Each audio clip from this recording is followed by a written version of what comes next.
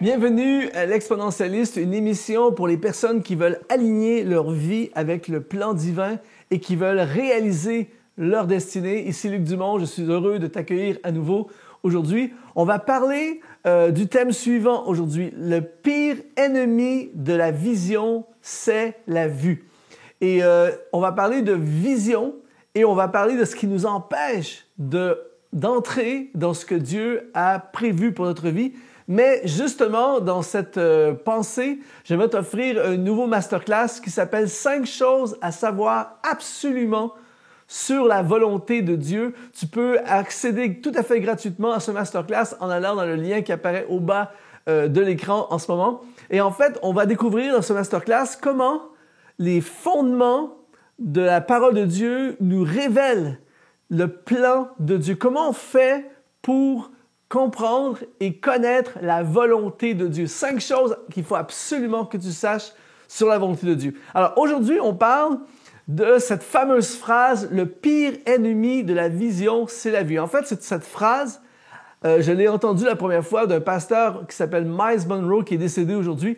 Et cette phrase a littéralement changé ma vie. En fait, ce qui nous empêche d'aller de l'avant dans notre vie, c'est souvent ce que nos yeux voient. Il faut comprendre que ce que nos yeux voient est souvent contraire à ce que Dieu voit pour notre vie et ce que Dieu veut pour notre vie.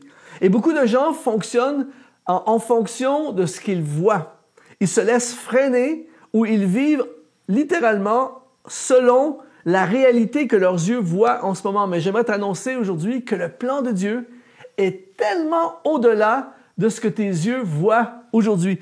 Il dit, l'apôtre Paul dit dans 2 Corinthiens au chapitre 5 au verset 7, il dit, c'est très fort, écoute bien, « Car nous marchons par la foi et non par la vue. » C'est fort ça. Et ici, dans le texte original, quand il dit « nous marchons », ça parle d'un style de vie.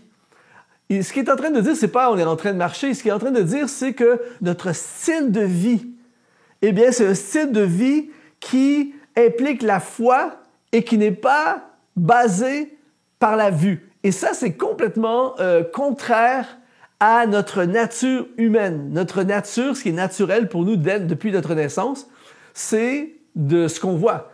Donc, si, par exemple, je vois pas d'argent dans le compte bancaire, bien, ça veut dire que je peux rien faire. Si je vois pas de possibilité à mon avenir, eh bien, je reste paralysé et je n'avance pas. Si je vois un obstacle, j'arrête ou je fais demi-tour. Ça, c'est les gens qui ont un style de vie basé sur la vue. Mais l'apôtre Paul, il dit, nous ne marchons pas, nous n'avons pas un style de vie par la vue, mais nous fonctionnons par la foi. Et ici, dans le grec, le mot foi, c'est le mot pistis. Et le mot pistis en grec parle de confiance, de conviction et d'assurance. En d'autres mots, ce que l'apôtre Paul est en train de dire, c'est que notre style de vie est basé sur pistis, est basé sur la confiance en Dieu, est basé sur une conviction profonde dans notre cœur et une assurance. Et non par la vue. Le mot vue, ici dans le grec, c'est le mot eidos, qui veut dire également apparence ou ce qui est visible. En anglais, c'est intéressant. Il parle de vision, et sight, qui parle de la vue. La vue sight, c'est ce que je mets des lunettes et je peux lire le texte. Ça, c'est la vue. Mais la vision, c'est de voir bien au-delà. Et aujourd'hui, le but de ce message pour toi et moi, c'est que nous puissions faire un transfert. Pour certaines personnes, il va y avoir besoin de te faire un transfert si tu veux réaliser pleinement ce que Dieu a prévu pour ta vie. Tu ne peux pas aller au maximum de ton déploiement et aller au fond de ce que Dieu a prévu pour toi si tu vis uniquement par la vue. Parce que très souvent, Dieu va te demander de faire quelque chose qui n'est pas logique, qui n'est pas cohérent avec ce que tes yeux voient en ce moment. Et c'est pour ça que les hommes et les femmes de foi, eh bien, ils marchent non en fonction de la réalité qu'ils ont en ce moment, de l'information visuelle qu'ils ont en ce moment, mais ils marchent en fonction de la vision qu'ils ont reçue. J'aime dire, ils ne marchent pas par la vue, mais ils marchent parce qu'ils ont vu. Et là, c'est très, très puissant. Et en fait, la foi te dit d'aller à l'université et tes yeux te montrent tes résultats scolaires et ton état de compte bancaire. Et là, il y a un conflit. La foi te dit de lancer ton entreprise, mais la vue te montre ta situation, tu as un emploi, tu n'as pas beaucoup de marge de manœuvre financière et tu ne vois pas où tu pourrais trouver le temps. Et là, il y a un dilemme. La foi te dit, pars en mission. La vue te dit, oui, mais j'ai une maison, j'ai des factures à payer, j'ai une famille. La foi te dit, écris un livre. La vue, te dit, oui, mais tu n'as pas de temps, regarde ton horaire. La foi te dit, prends des cours de chant et lance ton ministère de chant. La vue te dit, je suis timide, je n'ai jamais chanté devant les gens, j'ai peur. La vision te dit, la foi et la vision te dit, construis le ministère, implante une église. La vue te dit, j'ai pas d'argent, j'ai pas les ressources, je n'ai pas d'équipe. Alors c'est pour ça que plein de personnes, et je veux déclarer aujourd'hui que tu ne feras pas partie de ces personnes, mais plein de personnes ont une vie qui n'est pas à la hauteur de ce que Dieu avait prévu pour eux, pas parce que Dieu n'est pas capable, pas parce que ces gens nécessairement n'aiment pas Dieu, mais parce qu'ils vivent par la vue, et c'est pour ça que le pire ennemi de la vision, c'est la vue. Alors aujourd'hui, je veux t'entraîner dans une vie où tu vas avancer, non en fonction de ce que tu vois en ce moment, mais en fonction de la vision que Dieu a pour ta vie. Dans 1 Corinthiens chapitre 2 au verset 9 et 10, l'apôtre Paul, il dit, et là c'est très très puissant, il dit, comme il est écrit, ce sont des choses que l'œil n'a point vues et que l'oreille n'a pas entendues et qui ne sont point montées au cœur de l'homme, des choses que Dieu a préparées pour ceux qui l'aiment. Dieu nous les a révélées par l'Esprit, pas par la vue. Dieu nous les a révélées par l'Esprit, car l'Esprit sonde tout, même les profondeurs de Dieu. Et ici, le mot, quand il dit l'œil, des choses que l'œil n'a pas vues, le mot œil, dans le grec, c'est le mot orao. Et à plusieurs endroits dans le Nouveau Testament, on voit ce mot grec orao. Orao parle d'une perception spirituelle, parle d'une vision du futur. Et si tu veux aller pleinement dans ce que Dieu a prévu pour toi, nous avons besoin d'avoir cette vision orao qui nous permet de voir plus loin. J'aime dire, fermons les yeux pour voir plus loin. En fait, écoute bien ceci. Un aveugle qui a une vision va aller plus loin que quelqu'un qui voit, mais qui fonctionne par la vue. C'est-à-dire que l'aveugle qui ne voit pas, mais qui a une vision, va aller au fond, au maximum de ce que Dieu a pour lui, parce qu'il ne sera pas freiné par ce qu'il voit, parce qu'il ne voit pas en plus. Mais la personne qui fonctionne par la vue, même si elle a une vision parfaite, eh bien, elle va être extrêmement limitée parce que ce que Dieu a pour toi et moi ne peut se voir que par l'Esprit. Ce sont des choses qui nous sont révélées par l'Esprit. Et c'est pour ça qu'on a besoin, pour réaliser et entrer dans la destinée, on a besoin d'entrer dans une dimension de vivre par l'Esprit et aller chercher dans les profondeurs de Dieu ce que Dieu veut vraiment pour ta vie. Et c'est là que souvent dans mes voyages, au fil des ans, j'ai rencontré des ministères, j'ai visité des églises, j'ai rencontré plein de gens formidables. Mais très souvent, en parlant avec les gens, je m'aperçois que les gens construisent, que ce soit une église, que ce soit un ministère, que ce soit une entreprise, que ce soit une vie. Les gens construisent en fonction de ce que leurs yeux voient. C'est pour ça qu'il n'y a pas nécessairement des grandes choses qui se réalisent. Les gens voient, donc, et nous sommes limités parce que nous connaissons. Donc, il y a des gens, peut-être que je ne sais pas où tu es dans le monde alors que tu regardes ce message, mais peut-être que tu es dans un environnement très, très limité. Je te donne un exemple. Peut-être que dans ta famille, personne n'a fait de hautes études ou personne n'a vraiment eu une percée ou eu des grands succès dans ta famille. Et c'est tout ce que tes yeux ont vu.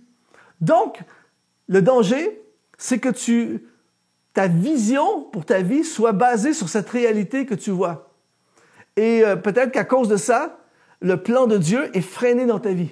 Mais si tu commences à avoir cette perception, cette vision, ce style de vie qui dit, et je le répète encore, ce sont des choses que Dieu nous a révélées par l'Esprit, car l'Esprit sonde tout et les profondeurs de Dieu, et ce sont des choses que l'œil n'a point vues. Ah, c'est bon. En fait, écoute bien, ce que Dieu veut faire avec toi. Là où Dieu veut t'amener, ce que Dieu veut réaliser avec toi, eh bien, il veut t'amener et te faire faire des choses que ton œil n'a pas vues. Il veut que tu poursuives des choses que ton œil n'a pas vues encore.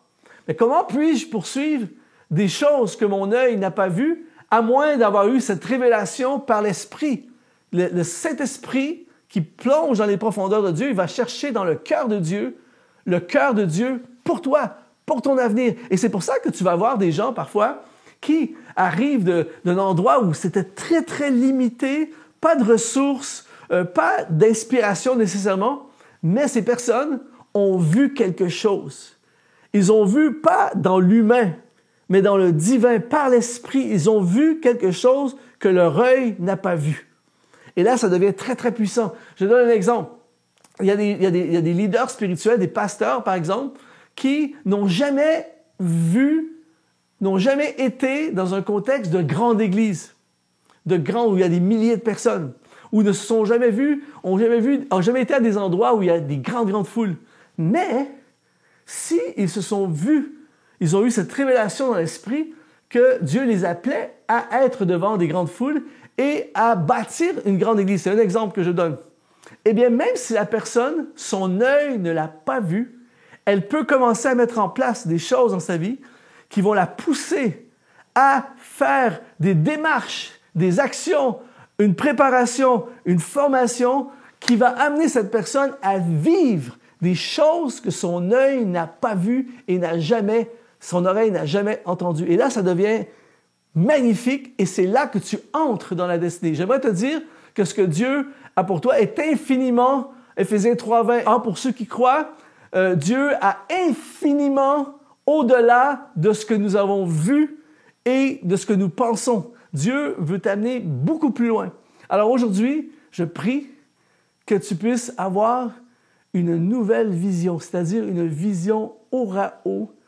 Et si tu es dans un environnement où il n'y a pas grand-chose, si tu n'as pas beaucoup de ressources, si tu n'as pas beaucoup d'éducation, si tu es limité dans tout ce que tu as vu jusqu'à aujourd'hui, j'aimerais te dire que ça ne change absolument rien à ce que Dieu voit pour ta vie. Tout ce que tu as besoin, c'est d'avoir cette vision orao qui te permet de voir au-delà de ce que tu vois aujourd'hui. J'entendais il y a quelque temps de ça que lorsque Walt Disney, lorsqu'ils ont fait l'inauguration de son premier grand parc d'attractions en Floride aux États-Unis, il était déjà décédé lorsque ça a eu lieu. Et un des organisateurs a dit à sa femme, à la veuve de Walt Disney, il a dit « C'est dommage, ça aurait été tellement génial que Walt puisse voir ce truc extraordinaire. » Et sa femme a dit « Ne t'en fais pas, il l'avait déjà vu. » Et quand j'ai entendu ça, j'ai trouvé ça tellement fort parce qu'en réalité, c'est exactement ce que Dieu veut te faire vivre aujourd'hui. Il veut te faire voir ce qui ne se voit pas. Alors, le pire ennemi de la vision, c'est la vue. Je veux déclarer sur ta vie aujourd'hui que ce n'est pas la vue qui va dominer, mais c'est la vision. Et si tu veux aller encore plus loin, je veux vraiment t'encourager à accéder à ce masterclass tout à fait gratuit, 5 choses à savoir absolument sur la volonté de Dieu. Tu vas dans le lien qui apparaît au bas de cet écran et tu vas entrer dans une dimension de découverte de comment fonctionne le plan et la volonté de Dieu. Alors, j'espère de tout cœur que tu pourras accéder et te connecter à ce masterclass. Ça a été un honneur de te servir aujourd'hui et je te dis, sois exponentialisé.